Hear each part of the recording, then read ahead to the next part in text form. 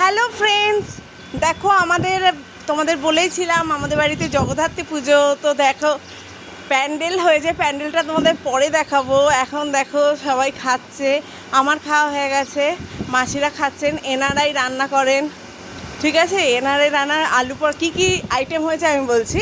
মাসির খাওয়া হয়ে গেছে, ভাত, আলু পটলের তরকারি, বেগুন ভাজা, পটল ভাজা, ডাল, বাঁধাকপির তরকারি, সরি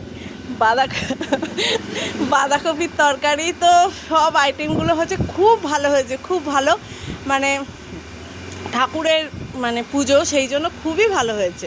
ঠিক আছে, এই দেখো প্যান্ডেলটা হয়েছে এই প্রথম। আর একবারও হয়েছিল প্যান্ডেল, আমাদের ঘরেই হতো, কিন্তু এবার প্যান্ডেলটা করে সুবিধা হয়েছে। এই দেখো সমস্ত ঠাকুরের ভোগের সবজি সমস্ত রাখা আছে।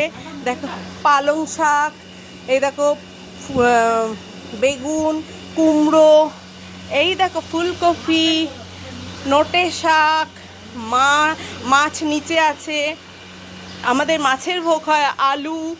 দেখো এখানে রান্না হবে, দেখো এখানে রান্না হচ্ছে, সমস্ত জল তুলে রাখা হয়েছে, এখানে রান্না হচ্ছে। আমাদের মাকে মাছভোগ দেওয়া হয়, 5 রকমের মাছভোগ।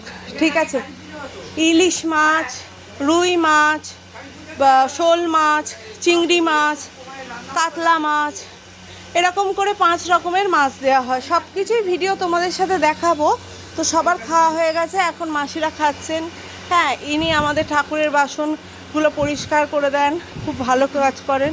ঠিক আছে, তো এনারা চাম্পাহাটি থাকেন আর ইনি পাশেই থাকেন। ঠিক আছে, তো এনারা লাস্টে খাচ্ছেন। তো কেমন লাগলো তোমাদের ভিডিওটা অবশ্যই জানাবে। ঠিক আছে, তো আমি ছোট্ট ব্লগটা করলাম তোমাদের জন্য। ঠিক আছে, সব কিছুই দেখানোর চেষ্টা করলাম, আরও অনেক ব্লগ আসছে। ঠিক আছে, পুজো সংক্রান্ত। তো তোমরা অবশ্যই কমেন্ট করবে, শেয়ার করবে অ্যান্ড সাবস্ক্রাইব করবে। ঠিক আছে, ওকে, টাটা, বাই বাই।